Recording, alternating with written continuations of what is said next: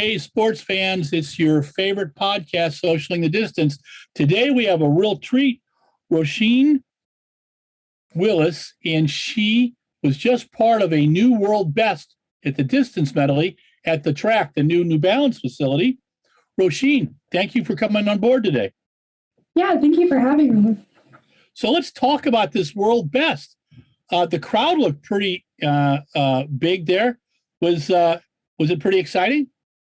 Yeah, it's definitely one of the most exciting crowds I've ever raced in front of, and definitely just a really electric experience as a whole. Now, had you met Elle, Purrier, and Heather before, and Kendall Ellis, or was that the first time you met him? That was the first time I met him. I mean, I've watched the races before, but this was the first time really meeting them.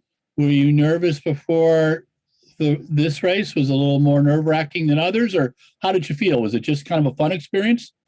I mean, I think I was, there is some sort of relaxing part of a relay. You're not out there completely alone, but it definitely was a big opportunity in racing, being on a team with such amazing women. I mean, I did feel a little bit of pressure to, do my part. But overall, I think once I got out there, I was just excited to be there and just had fun. What did the track feel like? I mean, it's brand new, so it's not as well worn as some of the other indoor tracks I've run on. But, oh, yeah. Yeah, but overall, it was a super, super good track. There's definitely going to be a lot of records broken there in the future. Cool. Now, you're from Stevens Point, and you go to Stevens Point Area High School, which is the biggest high school in the area. And I remember an athlete, a decade or so ago, Chris Zielinski, who went there. Do you get to run indoors in Wisconsin at all? Yes, actually, so usually the club, my indoor season went a little bit longer because of this relay, but actually 4 days before the relay, I had indoor conference. So the Wisconsin indoor season kind of just ended here. So in April, we race indoors before we kind of go outside in May. I saw that you're the Gatorade Athlete of the Year last year. Did they surprise you with the announcement? Did they have someone come and visit you at the school? Yeah, so my parents told me that I just had kind of a general news interview. And so then I was getting interviewed, and then they kind of brought the trophy out in the middle of the interview, and it was a big shock. So that was definitely a surprise. Yeah. That's cool. That's cool. So I see that you've run 53.62 for the 400, and then 2.0078 for the 800, and 4:41.46 for the 1600. What is your favorite distance? The 800's kind of always been my event for the past couple of years, but I definitely do enjoy dropping down and running some 400s. And then being able to run the 4x4 is also really fun. So I kind of do like the speed side, even though I have to do some more distance stuff for the 800. Now, in the outdoor season, will you do the 4x4 most of the season, or is it kind of some meets you do that and some meets you focus on the 800? Yeah, I think I will do a lot of 4x4s. It's something we like to just throw in at the end of the meet, and so I don't have an official time on it, but I can kind of see where I am, and I really do enjoy doing it with my teammates, and we're hoping to get a good 4x4 together this year and run it state. Cool. You ran cross country as a freshman. Have you run it every other year? I ran cross country freshman and sophomore year. Junior year, we got postponed to spring season, so I did track. Yeah. And then this year I did not. I did one race, but I kind of wasn't ready for it. I didn't really do a whole season or anything like that. Are you happy that the season is back to kind of a normal thing after having to deal with 2 years of the pandemic? Yes, definitely. I definitely missed my normal high school season. Last year was, we made it work, but it wasn't normal. And so I definitely am happy to be back and have things back to normal. Now, are all your classes in school, or do you still have some classes that are online? I'm completely in person now. Oh, yeah. That's great. That's great. Mm-hmm. I don't know how you guys did it, having school outside, because for me, high school was so much about being with my friends, and doing it on a computer would have driven me absolutely crazy. Yeah, it was not fun, but I'm glad to be back. And it's good to have kind of some normal school before I go off to college and everything. Was picking Stanford a challenging experience? Did you visit a lot of schools? Yeah, I didn't take all my official visits that I could have, but I think it was definitely a very stressful process. Just when it kind of got down to the last month, I was between two schools, and it was just really every day I would go back and forth. And I think one day it just clicked. It was Stanford, but getting to that decision was definitely it was a long road. Oh, sure. Mhm. Are you thinking about something you'd like to major in yet, or is that kind of you get to stay open when you get there? I mean, I'll probably go in undecided. But I think, I mean, right now I'm thinking one possible thing could be like going into psychology and doing sports psychology. It's a class I always enjoyed in high school, but I'm still keeping it open. You know, I feel like everyone kind of changes their major, and so I don't know what I want to do at 17. So I'm just kind of leaving it open. That's very smart and very healthy. I think I changed my major 3 times, but Oh, it's wow. no, it takes it takes a while, and the experience of just going from high school to college is a whole different experience. Now you've got to meet the coaches out of Stanford, correct? Yes, yeah. Oh, great. Good for you. Good for you. Talk to me about your training. Is it a pretty big team that you train with at Stevens Point?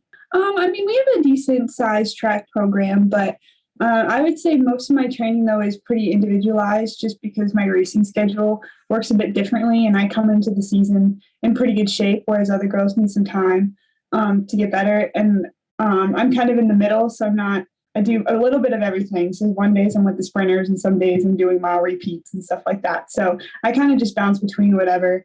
But yeah, we have a good team. I just don't train with anyone really specifically. When did you know that you had a talent for running? I mean, I always kind of did road races when I was little. Sometimes my mom would race in them. And we always had my elementary school did like a mile run.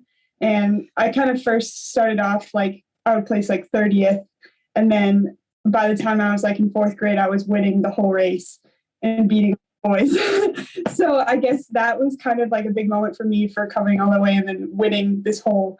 I mean, it was kind of a big race for me in my mind in that moment. So I think that was something that definitely like sparks that maybe I had something, but I've definitely been just kind of enjoying the process and try not to think about all that too much.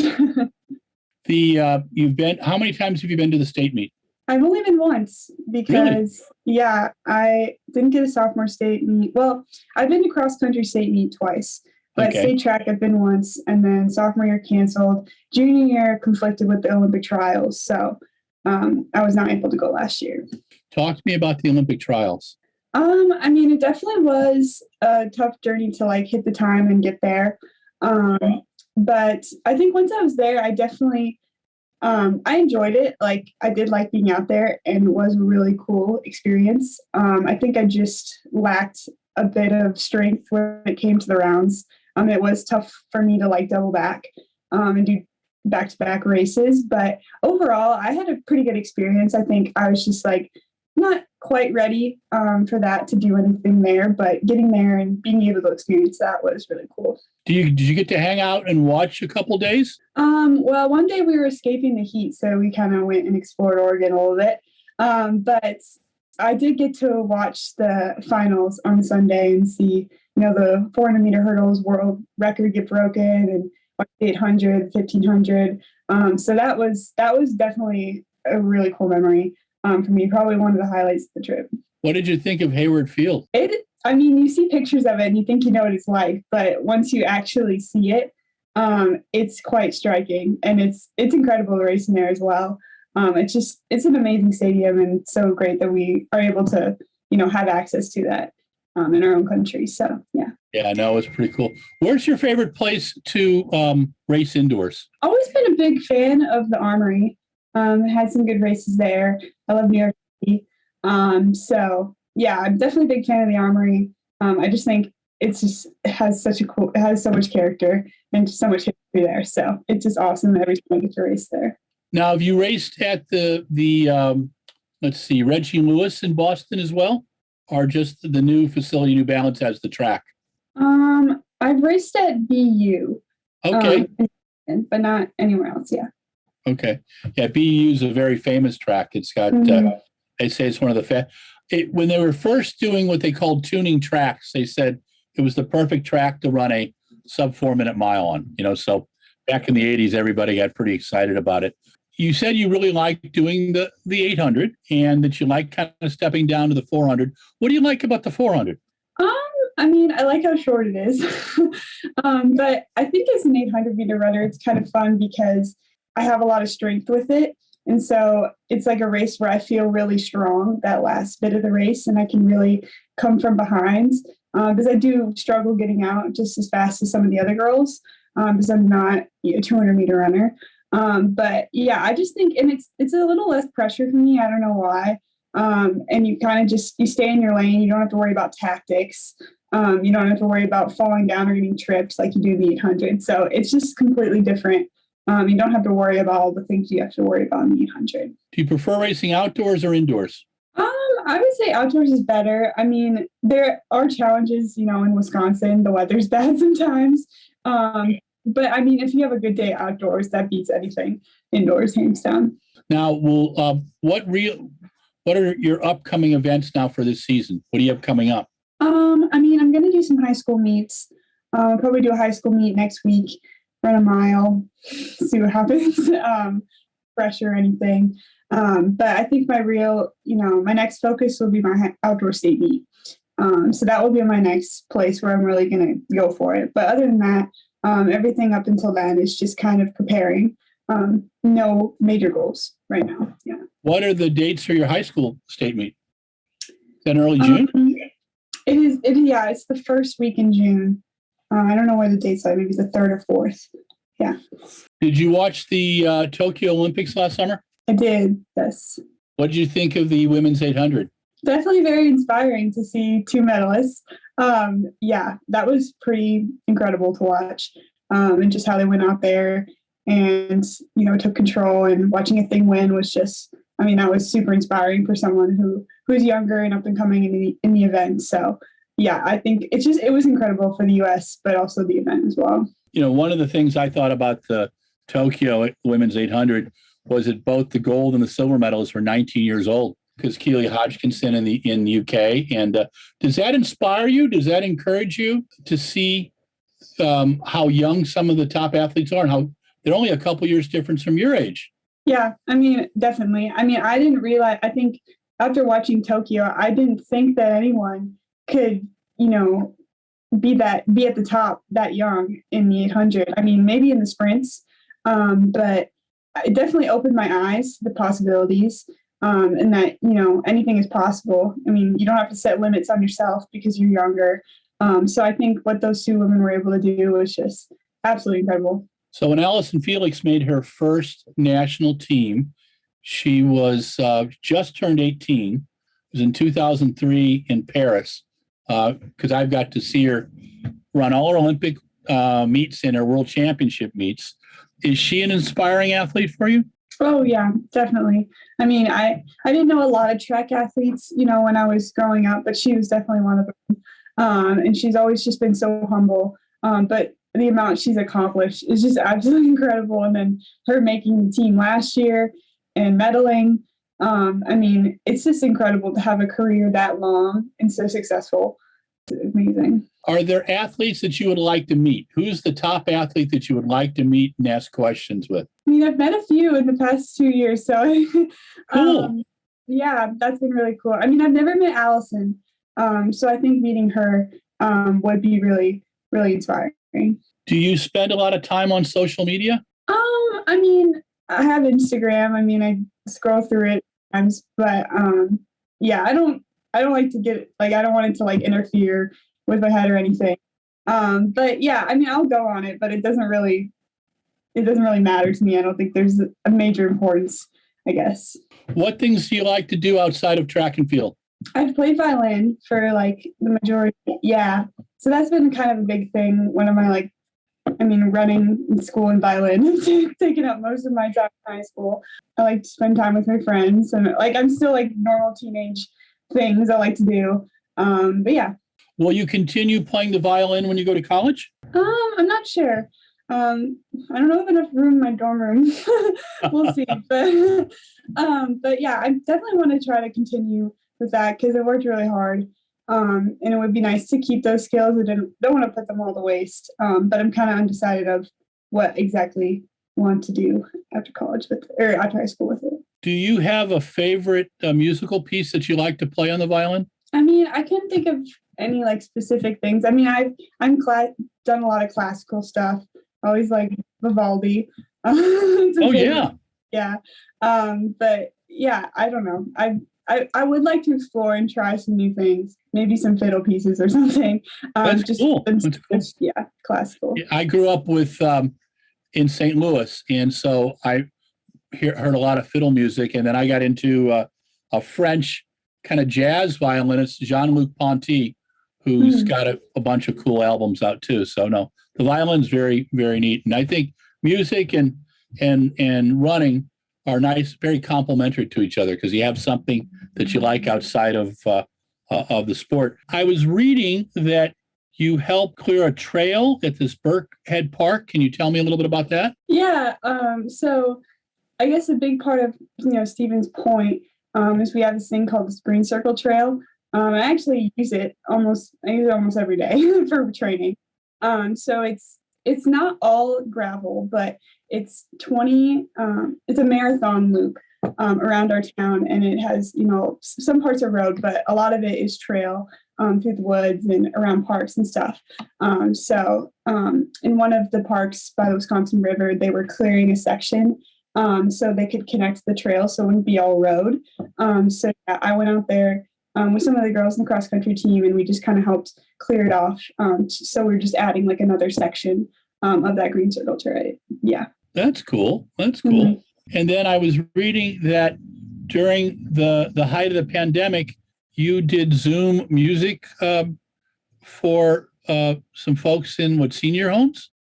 Yeah, so that was another thing with my violin program that I do. And usually before COVID, we would go to the nursing homes and play for them. But during COVID, we couldn't. So we recorded some pieces and did some things on Zoom so we could play those like Christmas carols for them too. Yeah.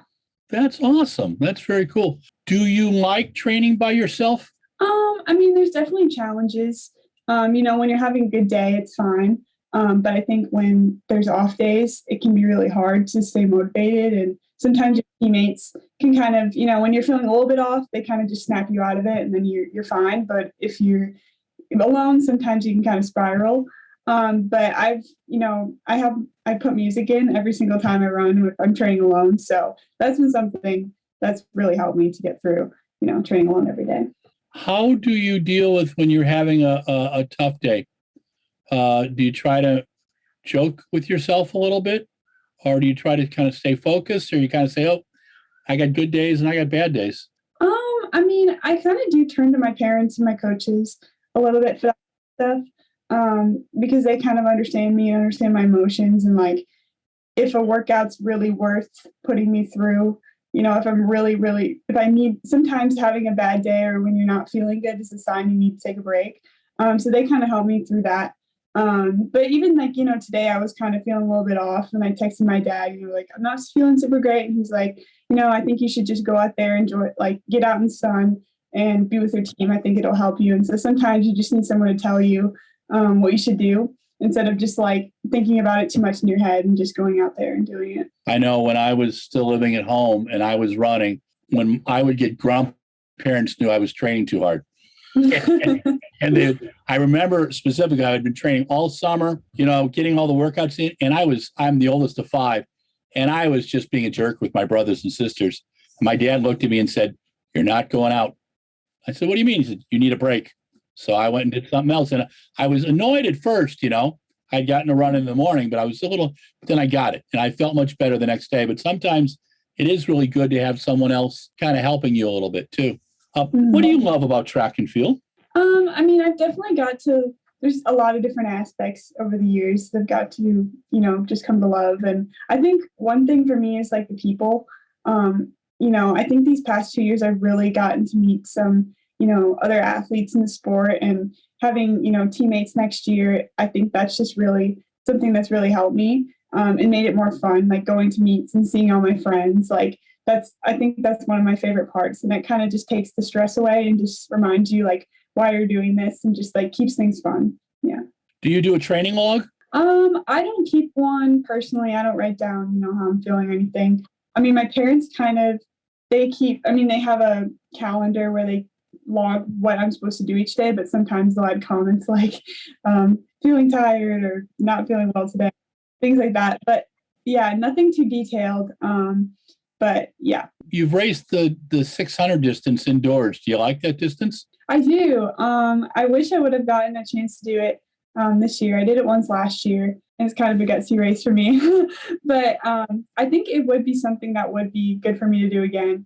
It's kind of in between that 4 and 8, so I think that would work really well for me. So hopefully I'll have some more opportunities in college. But yeah, it's definitely a good event. Have you done 1,000 meters? I've done that twice. And yeah, I like that one too. It's sort of an awkward pace for me. I either go out too fast or too slow. I don't. Yeah. I know. Yeah, it's a hard one to kind of figure out because you probably only race it once a year, if any. So, but it is kind of nice to throw in there and make the 800 feel a little bit shorter. Well, what do you like about the mile distance? Still learning to like it. I think I definitely, there's some work that needs to be done there to kind of, really come around with it. But I do like it because it does help me with my 800 training, and it just makes the 800 feel a little bit shorter. I'm still kind of figuring out, like when I run the mile, the pace feels really slow for me, and then all of a sudden it feels like I can't run it at all. So still figuring that out, but I do like to throw it in. It's just a different rhythm for me, so it's nice to throw it in every once in a while. Now, have you had to run a 2 mile or a 3,200? No, never done that. Okay. All right. Yeah, that's a little long, I think, for a miler sometimes too. Mm-hmm. Did you enjoy cross country? I did. I really liked it my freshman year. We had, I just had fun with my teammates, and but I think it was something I struggled with later, just because I didn't really do the proper training for it. Just because I was, my main goal is the 800, so I wasn't going to go all in on the 5K. So I think I struggled with the distance, and it was hard for me to maintain all season doing that many races. So I don't think it's something I'll ever do again. But I mean, it was a good experience to do it. I think it was good for me to get out there and learn from, some of those bad races. But you said you listen to music when you're running by yourself. Do you have, what's your favorite kind of workout music? Do you have bands that you like? I mean, it really depends. I for different types of running, I do different things. So, if I'm lifting and doing kind of, strength work, I like something more upbeat and maybe more rap. But when I'm doing a long run or something, I'll listen to anything. Just more relaxed music, just to kind of keep me somewhat entertained. Yeah. Do you have a favorite band right now or a favorite musician? I mean, I wouldn't listen to this while running. I like Rex Orange County. Oh, cool. Okay. Yeah. Yeah, but I wouldn't necessarily listen to that while working out. Sure. No, I get it. What was the toughest part of training during the pandemic? I struggled a little bit with motivation. I definitely like races. They're kind of key blocks for me to kind of get through the training. And then having just months without it, I kind of just couldn't handle it.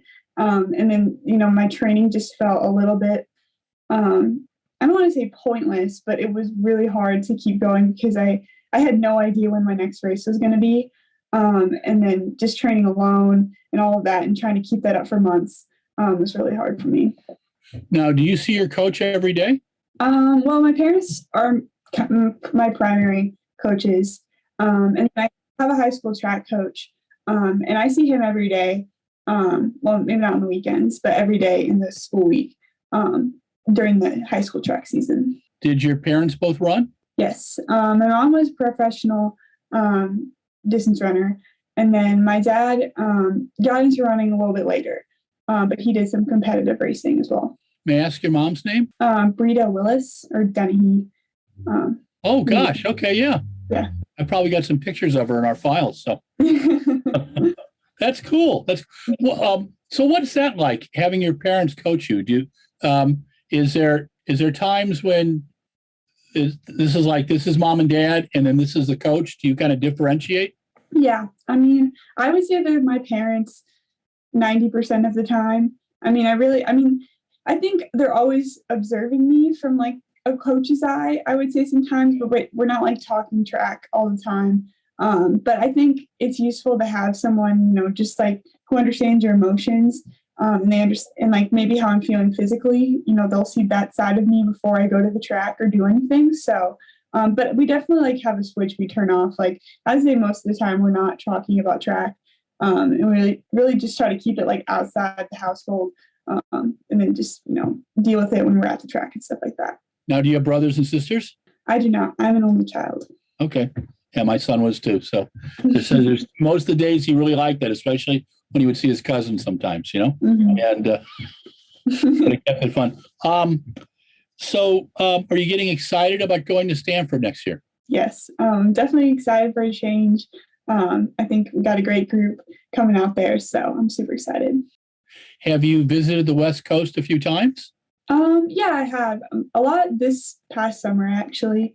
Haven't been out there as much as the East Coast, but yeah, been out there for some of my visits and races as well. So last year you did the Olympic trials. Will we see you at the U.S. Nationals this year? Well, they scheduled the the U.S. championships the same weekend as the under 20 championships, and they're both at Eugene. So I think the plan is to do the under 20s. Yeah, so I definitely would like to do that. And then, go on a world championship team for under 20s. Awesome. Well, yeah. Good luck. And I look forward to seeing you there. That'll be a lot of fun. Yeah, I'm super excited. Your senior year is kind of a year where all the work you've done before kind of shows. What are your goals for this year where you're at right now? What kind of goals do you have for the rest of the season? I would like to improve my 400 time. That's something we're looking at. I mean, that might be not something that I'll focus on, more in the summer months when it's warmer. Focusing on improving my mile time as well. I definitely want to work on the mile and the 400, get both ends of it. And then when I'm ready, go for the 800 time and see, if I can improve my time from indoors this year. Do you feel pressure to break 2 minutes? Or is that more from like the geeks? Or do you feel like from the outside that people are going, gosh, Roisin has run 2:0.78. Of course she can go under 2 minutes, or do you put a lot of pressure on yourself? I mean, I definitely think I'm learning from kind of putting my pressure on myself with times and stuff, because last year I definitely put up a lot of pressure to hit the Olympic trials qualifier. And obviously that wasn't as big of a, barrier as 2 minutes might seem. But that was really hard for me. And so I kind of, this year, the mentality is like, I know I'm right there, but I'm just going to wait. And just when it happens, it happens. I mean, I think physically, it's there. It's just a matter of, when that moment is right. I remember talking to Galen Rupp and Mo Farah when they were training together. And the gentleman who put them training together was an Olympic bronze medalist named Ian Stewart. And when he took them to camps, he told them, no computers, no radio, read and just relax. Do you ever have a time when you cut things out and you just go, okay, I'm just going to focus on my training. I'm going to focus on school, and you shut everything else out? Yeah, I definitely have to put my phone away sometimes and just delete some apps and things like that. The last couple months have been kind of crazy.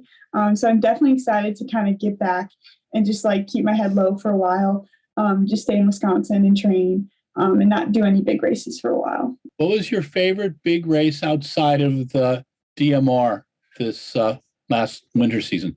I mean, my meet at Boston when I ran 2 flat was a big breakthrough for me and kind of a shock as well. So that was probably my favorite race. Yeah. Why did it shock you? I mean, things weren't going perfectly the weeks leading up to it. I wasn't really feeling well physically, and I was pretty relaxed going into that race, but I honestly didn't think I was going to run that great. I mean, I knew 2 minutes could happen during the indoor season, but actually on that day, I was like, there's no way. I just didn't think, I just like had a gut feeling that I would not do it. And that was clearly wrong. But so yeah, that was kind of really exciting to see, like, just have that breakthrough, and I feel like it came out of nowhere. Were you running with college athletes or college and open? It was, well, there was another high school athlete in the race, but I think they were mostly professionals. Okay. Does that intimidate you when you're running against professionals, or you kind of go, hey, I'm going to learn from this? How do you approach that? Oh yeah, I think I'm definitely more relaxed because I feel like I have nothing to lose or anything like that. I can kind of okay, that's cool. Stick my head in there. And if if they beat me, they beat me. They should. So yeah, I think I just go in there kind of with, feeling relaxed and just have fun out there. Yeah, one time when I was in college, I ran a race and the guy next to me had broken 3 world records during the season. And I knew about 2 of them. I didn't know. And I was like, oh my gosh. And I just started laughing and said, well, I'm going to do the best I can. That's all you can do. I think that's probably the healthiest approach. Do you have an athlete that you admire? I've always looked up to Sydney McLaughlin. She's always been an inspiration to me, and seeing her be successful in high school, in college, and then now pro has been really inspirational to see someone be successful all throughout their career. I think just the way she handles herself out there is just really, really impressive. Have you been able to meet her? I did meet her at this event last weekend, so that was nice. a really cool moment for me. Did you get to spend any time with Elle, Purrier, St. Pierre at all? Yeah, there was like a little bit of time before the race and the day before. But yeah, she was super nice. Yeah, she's pretty cool. She lives in Vermont. I used to live in New Hampshire, and they love to give her trouble about working on a farm. And she handles it pretty well. Well, Roisin, you have survived 38 minutes with me. You've done very, very well. And we're down to the last few questions. So who is at the high school level right now, on the national level, who do you see is your top competition at the 800? I mean, Sophia Goriaron and Juliet Whitaker have established themselves, top 800 meter runners all time as well. And I've been competing against them, for the past couple of years. So very aware how good they are, and they've beaten me. So I think those two definitely are big names in the high school 800 right now. Do you get to spend time with them outside of competition? Yeah, well, Juliet is committed to Stanford as well. Oh, cool. So yeah, we're pretty good friends. And I've seen Sophia a ton this year. We did a lot of the same races. So spend time with both of them, and they're just great people and super fun to race against. Do you have a game face when you're racing? I mean, it's like in my era, they used to tell us, oh, you can't talk to your competitors. Well, I was always friends with the people that I competed with. And then during the race, you're trying to run the best you can. How do you approach that?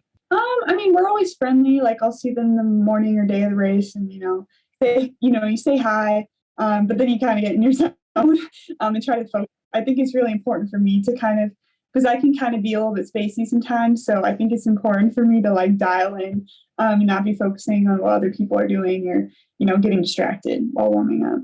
Roisin, you have been a fun interview. Thank you so much. I've been wanting to interview you all season because I've been, watching your races, and I've seen you do a couple interviews with some of my friends in the media. And thank you for taking the time today. Please thank your parents, and good luck this season. We'll send you a copy of the link when we get this up in the next couple of weeks. But you were awesome. Thank you again. Thank you so much. Thank you so much. This is Larry Eder with Roisin Willis for Socialing the Distance this week. Roisin is the Gatorade track and field athlete for 2021. She competed in the Olympic trials last year. She was just part of a distance medley world best with 3 professional athletes back at the track in Boston Landing. And Roisin, thank you again. It was a lot of fun, and hope to talk to you again soon. Yeah, thank you so much for having me. Hey, sports fans, Larry Eder here. This is Socialing the Distance, and this is the Epilogue, where I chat, very thoughtfully about our subject of the day. Today we interviewed Roisin Willis, and Roisin is the Gatorade Track and Field Athlete of the Year for 2021.